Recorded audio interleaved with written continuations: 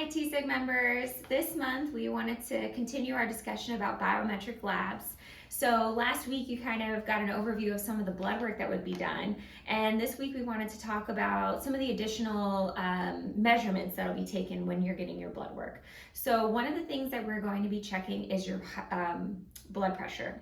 So elevated blood pressure or hypertension is a very common disease, and one of the things why it's so important is because a lot of individuals who have high blood pressure are completely asymptomatic.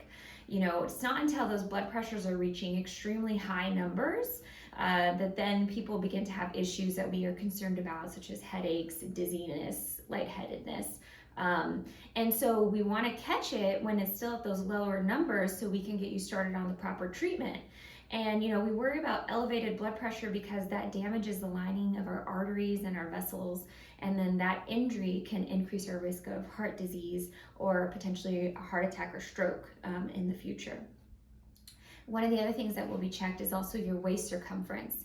And we worry about waist circumference because this has also been linked to increased risk of coronary artery disease, diabetes, high blood pressure, high cholesterol, all of the things that we know long-term impact our overall health. And so ideally for women, the waist circumference should be less than 35 inches, and for men, less than 40 inches. So we know that if we're able to get those numbers down, then that increases reduces your risk of having a heart attack or a stroke in the future.